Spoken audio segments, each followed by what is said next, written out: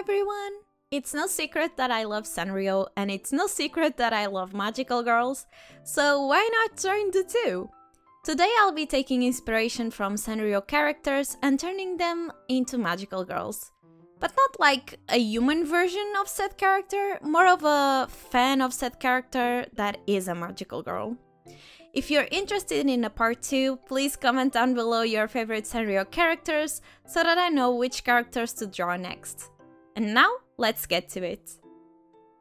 Let's start with the queen herself, Hello Kitty. Hello Kitty needs no introduction, possibly the most popular Sanrio character. Hello Kitty was created in 1974 and has been the main mascot for a really long time. When it comes to personality, Sanrio tends to follow more or less the same formula, and it tends to not go too far into the characterization, which makes sense. After all, Sanrio characters are first and foremost mascots, made to be placed in stationery, apparel, and small figurines. Characters are also made to be easy to connect to, regardless of your own personality or your own mood at the time. In an interview with Hello Kitty's creator, they explained that the reason Hello Kitty doesn't have a mouth is because it's easier to project yourself and your own emotions into a character if they have a somewhat natural expression. Hello Kitty is very bright and optimistic. Due to her sweet and kind-hearted nature, she can easily make new friends, and she feels like she could never have too many of them. She's also very creative, and her dream is to follow her artistic goals of becoming either a pianist or a poet. It is not stated directly, but I believe that Hello Kitty is probably very superstitious, since her main dislike is stepping on sidewalk cracks, which is said to be bad luck. She's also described as a tomboyish girl. That's not super noticeable though. Surprisingly, Hello Kitty is meant to be British. She was born in London, and I find this weird for a couple of reasons. First, Sanrio's a Japanese company, and I feel like the main mascot would be too. The second is that Hello Kitty is based on a Japanese bobtail, a Japanese cat breed, and since she's British, I'd expect her to be based on a British breed, like a Scottish fold or something like that. Her design is based on a cat, however, because of a translation error in an interview with the creators, some people think that she's meant to be a little girl. She's not, she was always meant to be a cat. That was just a translation mistake. I was actually a little bit on the fence about picking her, since I feel like she might be too popular. So much so that she overshadows other Sanrio characters that are as interesting, if not more interesting than her. At the same time, I also felt I have been avoiding her for a while, since I've done quite a few Sanrio videos and Hello Kitty was nowhere to be seen. And I felt like I should give Homegirl a chance, and I'm so glad I did, because this character design is probably one of my favorites. Since Hello Kitty is an all-white cat, I wanted her magical girl to be albino, so white hair, pale skin, and pinkish eyes. I also had fun designing her face. I gave her chubby cheeks and a double chin, very cute. I gave her a heart motif, lots of bows, and a big puffy bloomers. She turned out really cute, definitely one of my favorites. Next up, we have Hello Kitty's best friend, My Melody. My Melody was released in 1975, and she's often associated with Little Red Riding Hood. Since in her debut, she was portraying said character. Her design is incredibly cute and sweet, and it's perfect for her. A few years ago, Sanrio actually made a My Melody themed anime, and I absolutely loved it as a child. Because of that, I feel a little more connected to My Melody than, say, Hello Kitty. And because of that, I also have a bit more to say about her personality and the vibes she gave me. My Melody is a very sweet and kind-hearted bunny. She's good-natured and very honest. She also always gave me the vibes of a quiet, soft and shy person. She's also very oblivious, to the point that she can be kinda rude, as seen in Kurumi's diary. And this happens so much that I almost suspected it was on purpose. But then you look at everything else she does, and it's pretty clear that she's just kind of oblivious and a bit of a hairhead. Essentially, there isn't a mean bone in her. She also loves to bake, especially almond cakes. She also seems to be very tidy, and she really hates messes, going to great lengths to keep everything tidy and organized. When it comes to her magical girl design, I wanted to give her a hijab, and I wanted to do that for a few reasons. A lot of my melody gajinkas are given hijabs, and I really find those character designs really cute, and the hijab really fits her.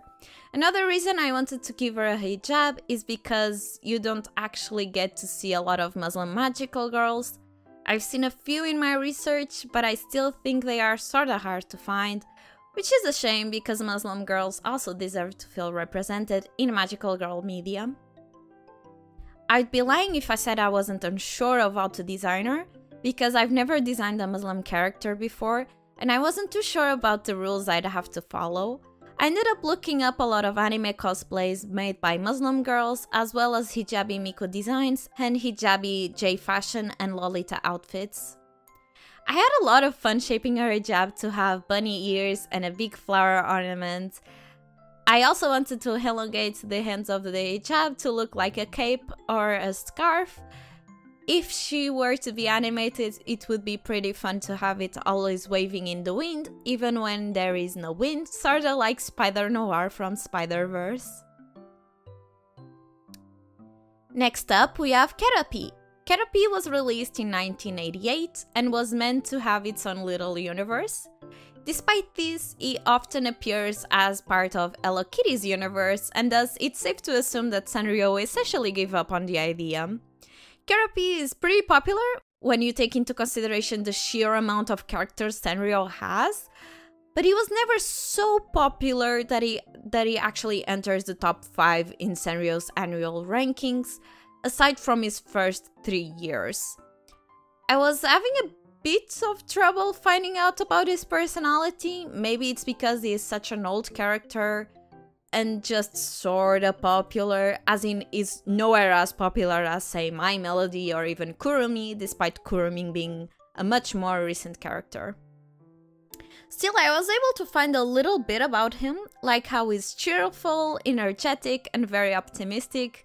He's also very resilient. He can be pretty careless at times, leading to less than favorable outcomes, but since he's so resilient, he quickly bounces back from his failures, and is always ready to try it again.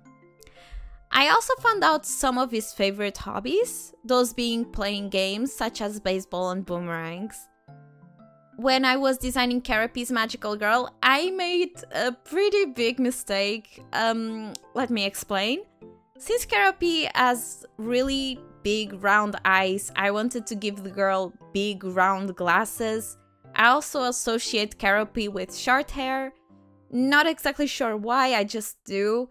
Unfortunately, the combination of these two aspects made it so that my Keroppi looks an awful lot like Lotte from Little Witch Academia. And don't get me wrong, I love Lotte, I love Little Witch Academia.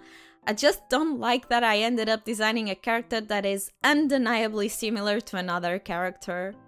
My Keroppi's design is actually my least favorite. I love the outfit, but I can't just ignore her face. Still, when I noticed it, it was a little bit too late and I just didn't have time to fix it, sorry. And finally, we have my second favorite design of this video, Pompompurin. Pompompurin is one of my favorite Sanrio characters, if not my absolute favorite character. So much so that is actually the main inspiration behind my channel name, Momopurin. Pompompurin was first released in 1996, so he's the most recent character in this lineup. Like Keroppi, his design was created as a response to an in-house design contest held by the company in the same year Pompompurin debuted. His design is based on a dog, a golden retriever to be more specific. He's also an interesting character because he is actually a dog and he actually has owners, and his residence is said to be his own little basket in his owner's house. His likes and dislikes also line up pretty well with this. His favorite thing to do is napping, he loves to collect and hide shoes, he loves the phrase "let's go out" and hates the word "stay." He's probably one of the least anthropomorphized mascots. With that being said, he was still given a lot of human characteristics, like for example the little beret he loves wearing as well as his eating habits. Pompompurin loves pudding and milk and other sweet foods which you're not supposed to give to dogs. He also loves what he calls purin aerobics, although I wasn't able to find what that was exactly. And like Keroppi, Pompompurin has been consistently pretty popular ever since he was released, often placing in the top 5 of Sanrio's official annual rankings, with the exception of a few years, but even in those, he only performed below top 10 in 2005 and 2006. His biggest dream, and this is so incredibly sweet, is to be even bigger, as in he wants to be even more chubby. And thus, the magical girl I made for him is a chubby soft girl. I gave her a very sweet and calm expression paired up with chubby cheeks. I gave her wavy caramel hair adorned with a beret and a big yellow bow. It wasn't on purpose, but she ended up looking like my character Mari's earlier concepts, especially with the braids she has. Since that was a design element that I used to draw a lot, I was super indulgent in her design and I gave all the things I love to include in character designs. Fluffy puffy skirts, bows, stars, Mary Janes, and of course leg warmers. I'm really proud of how she came out. And with that, thank you so much for watching. Leave a like and subscribe if you liked the video. If you want to see more stuff from me, I'm also on Instagram and Twitter at momopurin_chan and on Kara at momopurin. Thank you so much, and until next time, bye!